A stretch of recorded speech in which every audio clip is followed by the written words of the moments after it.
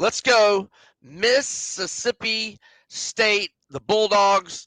I'm just going to reel off a bunch of stuff, chime in whenever you would like. Last year, 2-10 straight up in Jeff Lebby's first year. However, for our purposes, 7-5 against the spread, and also for our purposes, guess what they were as a double-digit underdog, Mr. Greeson? 4-1. 5-0 against the spread as a double-digit underdog. Beat the closing line by 68 combined points. Most of those they covered by double digits. So they lose by 22 at Texas as a 37.5-point dog. So that's 15.5 points cushion to the number. They lose by 10 at Georgia as a 33.5-point dog. So that's 23.5 points. They lose by 10 at home to A&M as a 19.5-point dog. So that's 9.5. And then at Tennessee, they lose by 19 as a 25.5, so that's 6.5. And then by 12, they lose at Ole Miss as a 25-point dog, so that's 13 points. So comfortable wins as double-digit dogs, and they figured to be double-digit dogs a lot. All right, more on last year's team. Average 25.8 points per game. However, Week 4, Blake Shapen, who was off to a good start, completing 68.5% of his passes, 974 passing yards, 8-1 TDI&T ratio. Season-ending injury in Week 4. They had to go to a true freshman, Michael Van Buren, the rest of the season, but he is now transferred to LSU. But anyway, they averaged 25.8 on the season. Defensively, they gave up 34.1. Net yardage, minus 951. Turnover ratio, -6. Their wins, 56-7 over Eastern Kentucky, 45-20 at home over Ole Miss. And only one of their losses was a one-possession game. That was 30-23 at Arizona State, the eventual Big 12 champ and CFP participant. All right, so their best players, they've got only 2 that are preseason All-SEC and Phil Steele's mag. That would be Isaac Smith, safety. And Isaac Smith, he was second-team All-SEC last year, 127 tackles, 2 TFLs, 1 forced fumble, 3 passes broken up, and he is preseason second-team All-SEC, and he is the 5th best available per Phil Steele's mag in the 2026 NFL draft at the strong safety position. Preseason 4th-team All-SEC. Running back Davon Booth, 759 rushing yards, 5 touchdowns, 5.0 yards per carry last year. And they also have Johnny Daniels, who had 540 rushing yards, 4 touchdowns, 5.0 yards per carry last year. And they had a transfer, Fluff Bothwell, who, as a true freshman at South Alabama last year, 832 rushing yards, 7.5 yards per carry average. Phil Steele's national unit rankings: Mississippi State, 57 at the quarterback position, 17 at the running back position, 39 at wide receiver, 71 linebacker, 59 special teams. Not ranked at O-line, D-line, or in the secondary. Season win total at circa, as of June 23rd, 3.5 over -185, under plus 135. Their recruiting class per 247 Sports Composite: number 31 overall, number 17 transfer specific, 60 commits, 8 are 4 stars, 33 transfers, 3 4-star transfers, 18 power 4 transfers. The 4-star transfers, Reed Hibbler, D tackle, NC State. He only played 4 games last year, 6 tackles, was out for the season with an injury. But in 2023, 7 TFLs, 6.5 sacks, were 10th in the ACC. 2 forced fumbles, tied for 9th in the ACC. Another 4-star transfer, quarterback Luke Kromenhoek from Florida State, started 2 games for the Noles as a true freshman, played in 6 games, 44 of 84, 52.4 completion percentage, 502 passing yards, 3-2 TDI&T ratio. I mentioned Fluff Bothwell. That's another 4-star transfer. And, so that's the third. And then they have got 4 3-star transfers to the wide receiver position. Jerron Glover, 10 starts, 453 receiving yards the last 2 years at Michigan State. Marcus Allen, no relation, 11 starts last year at Eastern Michigan. Shout out Chris Creighton, the underdog king. 651 receiving yards last year for Allen. Anthony Evans, last 2 years at Georgia, 123 receiving yards in 19 games, mostly played special teams, was a 4-star out of high school.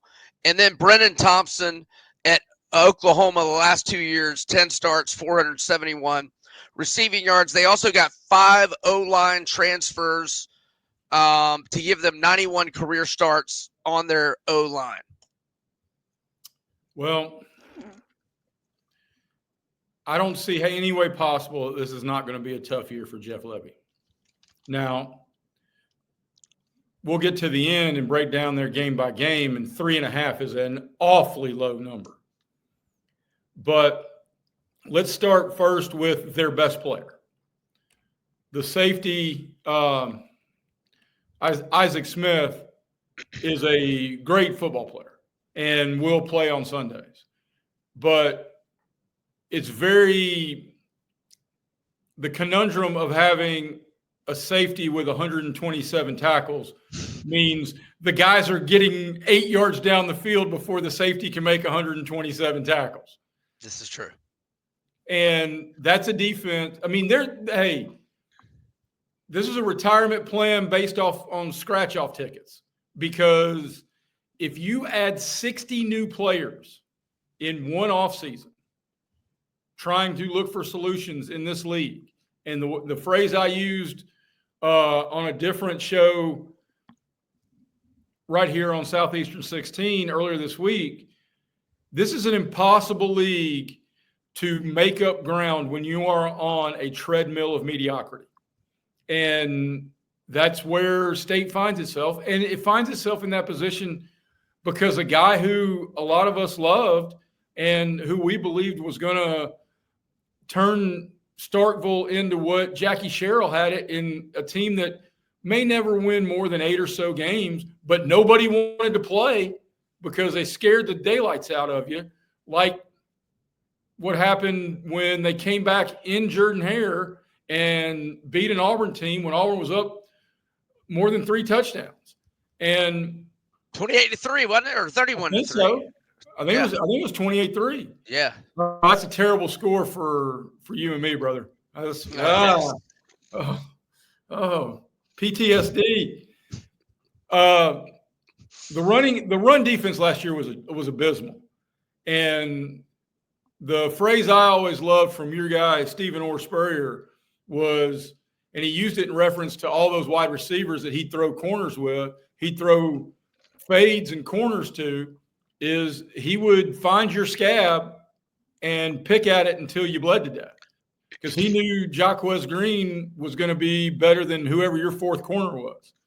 So teams in this league are going to run it down Mississippi State's throat. They allowed only 2 teams on their schedule last year, and it was UMass and Eastern Kentucky until the Egg Bowl. And you can really throw the Egg Bowl out because God knows you're going to have players peeing on pylons and crazy stuff's going to happen. But UMass and Eastern Kentucky in the first 11 games of the season were the only ones who didn't top 30 against Mississippi State's defense. And with a quarterback talent, the running back talent, and the competition in this league, it's just going to be really tough for a defensive room full of transfers and portal mercenaries. And that's not a knock at Mississippi State. That's the nature of the game these days. But rebuilding through the portal is, you might as well be taking recycling bottles in Norway, because it is a lottery. There is no doubt about it. Yeah, it's going to be a rough. It's going to be a rough season, and you got to steal a game or two just to provide some hope, or you got to wonder if Lebby's going to be on the hot seat already. Maybe. I mean, here's the thing, though, is he inherited such a difficult situation. It's year 2. They just turned over the baseball coach and gave him almost $3 million a year in buying out Chris Lemonis. So that program has spent some money that is not impactful to the current athletes and the current mission of success. So, I mean, yeah, you can't afford to be bad in football because it greatly affects your programs and it greatly affects your donations. And in these small college towns, and Starkville certainly qualifies, but in Auburn, they can't afford to be bad, because that's what a lot of the businesses in town make their bottom line on, are those 8 Saturdays in the fall. And if people aren't coming, they aren't staying the night, they ain't going out to eat after a W, they're not buying T-shirts. It hurts everybody connected to that program. Yeah. All right. You ready to go to the schedule? I am. Okie dokie. All right. They're favored by 12.5 at Southern Miss, but this is a dangerous game, and let me tell you why. Okay. Southern Miss, they got a new coach in Charles Huff, who last year was the head coach at Marshall, and they had a 10-3 season, and they were actually 10-2 under him. They lost the bowl game. And they beat, and one of those. Oh, wait a second. Oh, my apologies. I was looking at the 23 bowl game result. They did not end up going to the bowl game. My apologies. They did go 10-3 under him. One of the losses was at Virginia Tech. They beat Louisiana in the Sun Belt Conference title game by 4 touchdowns, 31-3. So that Marshall team that won the conference, this same conference that Southern Miss is in, and won it by 4 touchdowns, they have 21 transfers from Marshall, including the quarterback, Braylon Braxton, who was second-team All-Sun Belt. They have 15 Power 4 transfers, 21 from Marshall and a 10-3 team. They have 6 SEC transfers, and it's just a new beginning at Southern Miss with a new coach who's had success, and it's at home against an SEC in-state team. So it's not a layup for Mississippi State in week 1, but I'm still going to give them a W. I'm going to give them a W too, but whenever either next week or the week after, whenever you and I go broad picture with the games of the year, it sounds to me like you are going to be heavily invested in the Screaming Eagles from Hattiesburg if they're still getting double digits come kickoff time. Perhaps. And I'm already on them over 4.5 wins. Yeah, I like that bet too. But yes, I will give them a W.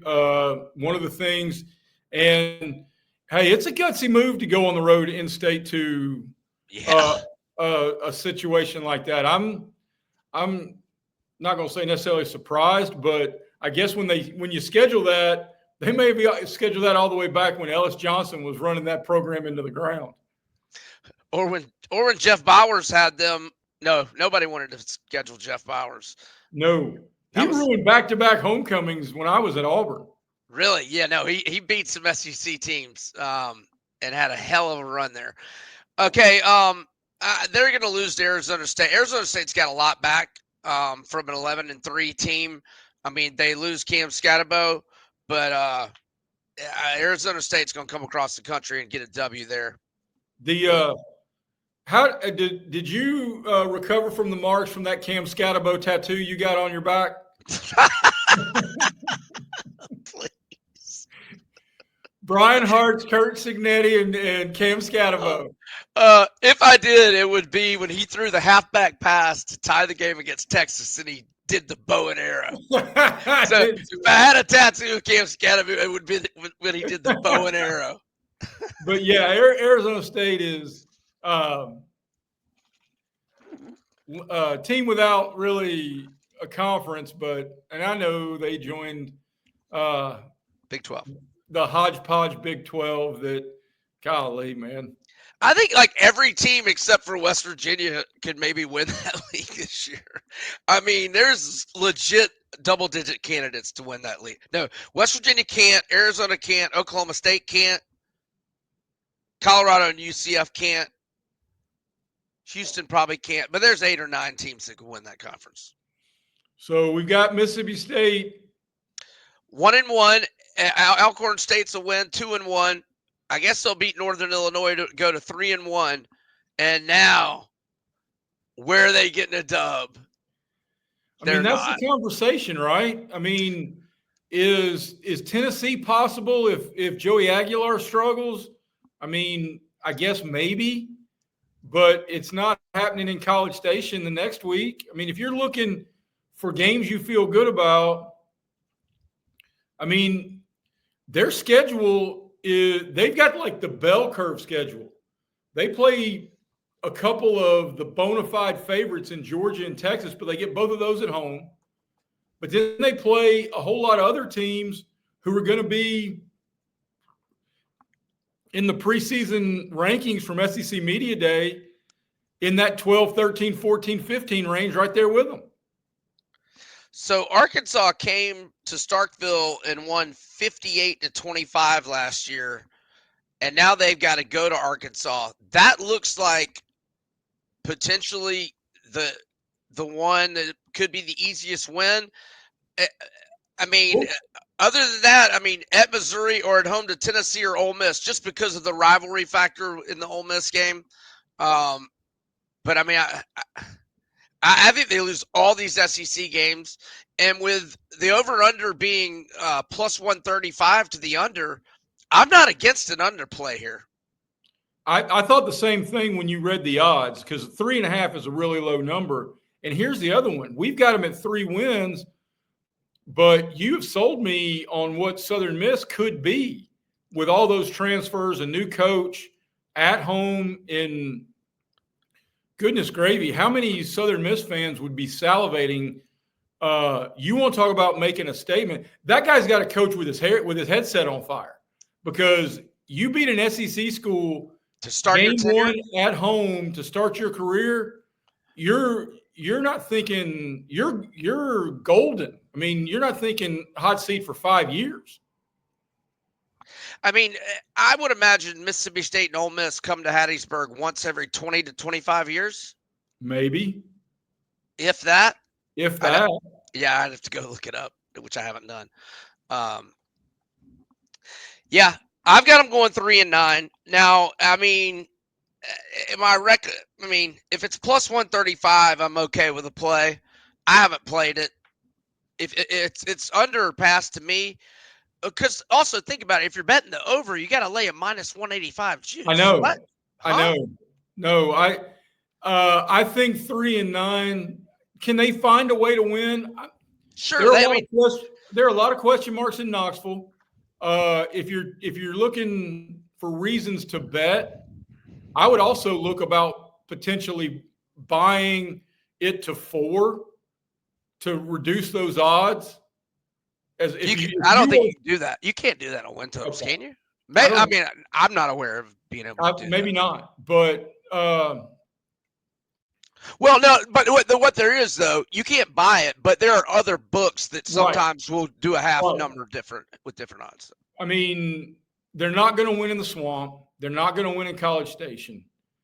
They've got home games against Texas and Georgia, and those are losses just on the sheer talent divide. If you're trying to come up with ways to justify betting over, if you've got Hail State bumper stickers and you want to find ways to bet the over on Jeff Lebby's team, Tennessee has a load of questions, and that's the SEC opener, and you get a week off to prepare. So, all right. And that's in Starkville. Wait. You don't get a week off to prepare for Tennessee. Okay, I looked at the schedule wrong. I thought never mind. Yeah. Mississippi State at Arkansas, November 1. We have no idea who the coach at Arkansas could be by then. If things go off the rails, they put 58 on you last year, but maybe. I don't know who Missouri's going to be. I mean, let's be honest. I don't know about Missouri's quarterback, but I think they're going to be really good defensively. Here's their path to victory. There are going to be some games that Blake Shapen plays where he throws 300, 350 yards. And like I was thinking they would have been like +2 or +3 in turnover margin against Georgia and Texas when they played them so well. No, they're +1 in turnover margin in those games.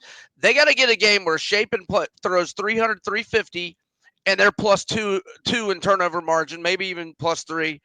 And if you're +2 in turnover margin, Shapen throws for 350, you can beat Tennessee at home and maybe even Ole Miss at home, or at Arkansas.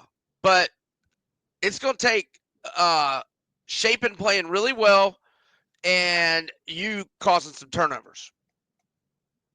It's a tough kettle of fish, and one of your non-conference games is the trap game to start the season in Hattiesburg.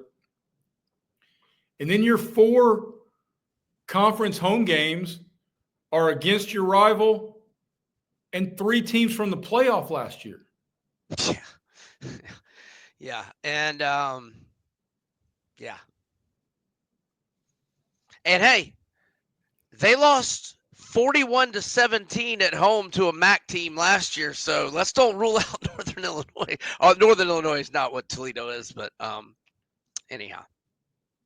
And by the way, speaking of Toledo, I like them +11.5 at Kentucky in week 1. Just throwing it out there. Man, oh man, do I miss Maction? I so miss Maction. Well, it's not far away.